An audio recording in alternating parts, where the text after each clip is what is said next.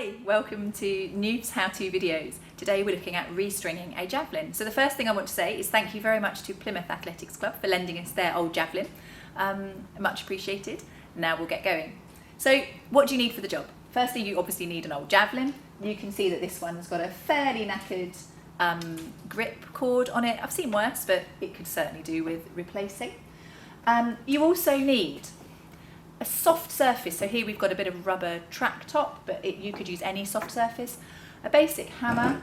You obviously need some new Javelin grip cord, so we sell this in lengths of 5 metres. You would normally have a little bit left over from 5 metres, but you certainly wouldn't want to go less because that should give you plenty. You need a sharp knife, a marker pen, and some standard PVA craft glue. Okay, so let's get going. So the first thing that we need to do is mark up our javelin because we need to know where the new grip cord is going to go. So we're going to get a permanent, like just a normal marker pen, and make a small mark as close as possible to the javelin grip cord. So really tucking that pen in, both ends, so that you know where you're working to. And now we can start to remove the grip cord. So you can see this end is all gammed up, pretty difficult to get to. There's a lot of old grip product on there.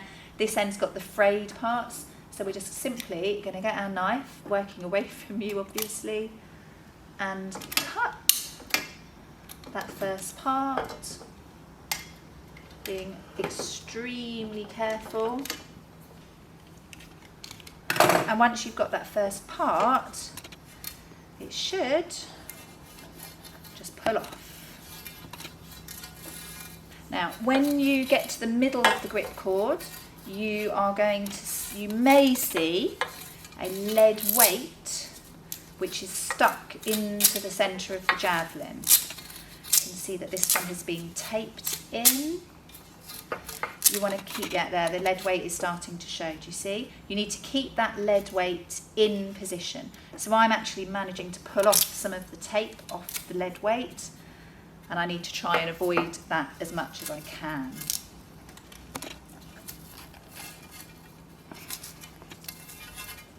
There we go. That.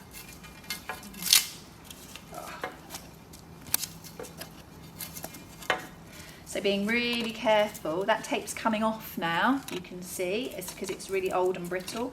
So if I just try and hold that down, and in a moment we'll just stick a little bit of extra PVA on there to seal that lead weight. The lead weight is really important for the centre of the javelin, so you really do need to ensure that this does not fall. It's quite dusty underneath that grip. So what I'm going to do is, just before we start, I'm going to just tape this, pop a little bit of glue on just to hold this down and give that lead weight just a little bit of extra protection. Get that back in position just so that it's steady for when you're working. Okay. This one has been taped on with some sellotape. So we're just going to cut the end of that cord away, like that. You can discard these pieces and the old sellotape off. So now you've got the bare javelin base, and we can get started. The first thing that you want to do is just gently hammer flat one end of your grip cord.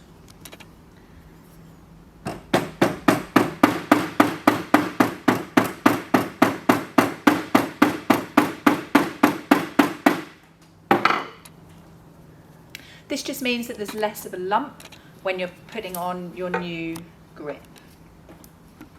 Now we're going to begin winding. The key to this is to get the cord as tight as you possibly can and as close together as you can. And that means really having some strength in your hands. So you need to have a play with how you want to hold the javelin so that you can get as much strength into that pulling as possible. So my colleague prefers to hold the javelin like this, with the grip cord pulling up. Some prefer to hold it upright pulling round the javelin. I prefer to hold it like this under my arm and then pulling round. What I also need to think about is which way round the cord is going so that I'm able to pull at an appropriate angle. So for me, I'm right-handed, I have it under my right arm, I hold the cord this way and turn anti-clockwise. And then that works best for me. But you need to work out which is your preferred method. So we're going to stick this down, get a little bit of glue, and just pop it where that wick is going to sit, as you can see on there. And then I'm going to pull my wick on. You don't want it too far down, or you could start affecting the centre of gravity. So you just want it to come down to where the fray stops on your cord. You're then going to pull it round as tightly as possible. These first couple of turns are absolutely crucial because the wick is going to slip, so you're holding it very tightly with your thumb, pulling it right round and overlapping the wick so that you're holding it down. And then you've got to get this irritating tail out of the way, pull round and get those first couple of turns as tight as you possibly can. And then you can start to pull. So I wrap this around my hand a couple of times and then turn the javelin. So I'm using as much force as I can against the javelin. You need to be ensuring that those loops are tight up against each other. Pulling with your hand, both across and upwards so that they're coming into each other. And you just continue all the way up the shaft of the javelin in that manner.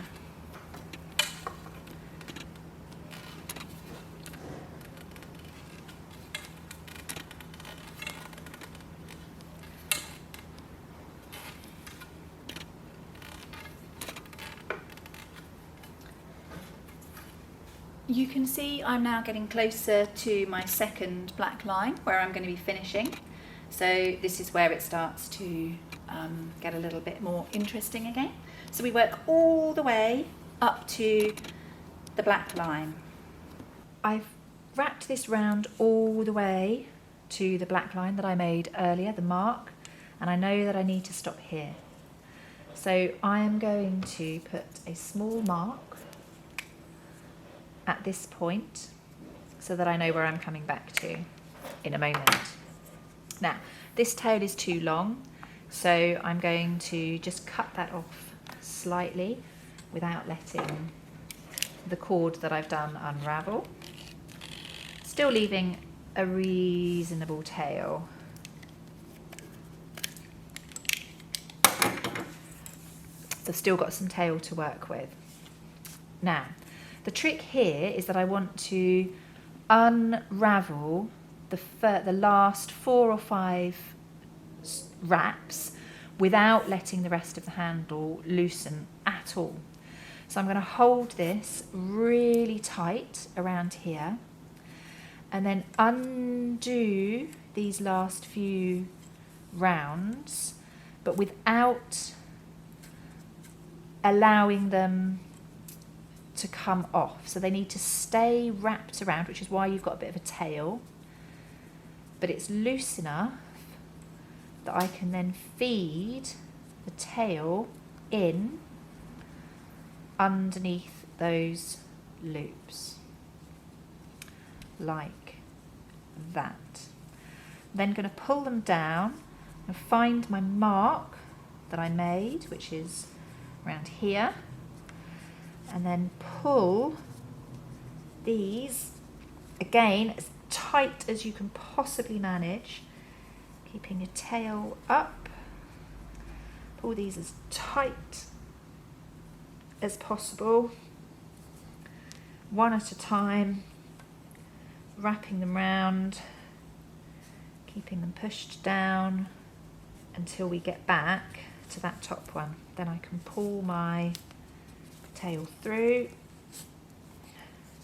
and it's holding itself. It's not quite tight enough yet, so I'm going to twist this whole handle round so that I'm pulling it tighter and tighter. And then that is now holding itself firmly in. And then I'm going to take the knife and I'm just going to cut that out.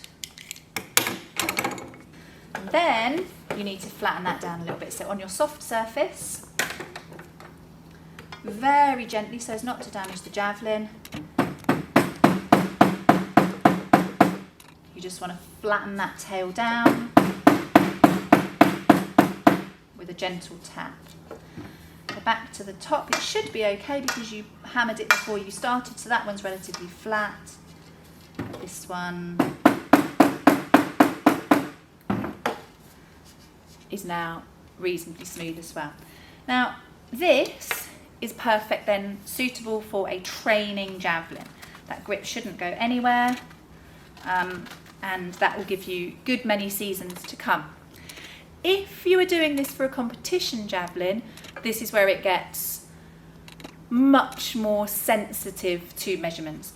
So if you are trying to restring a competition javelin, you need to look up the appropriate rules for a 500, 600, 700, 800 gram javelin, and you need to measure the length from one end of the grip to the other.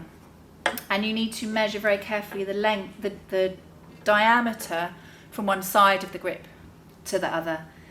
And there are some very, very specific rules about the allowable measurements and the allowable differences. So doing a competition javelin, I would recommend that you practice on a fair few training javelins before you try and restring a competition javelin, and make sure that you're also looking at the competition rules before you start so that you know that your measurements are exactly correct.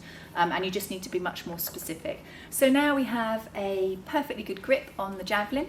It's ready to be used again for training. And I'd like to thank Plymouth Athletic Club, and we'll get this sent back to them so that they can use it again. Do call us if you need any specific advice and support, and we will look forward to seeing you soon. Enjoy your sport.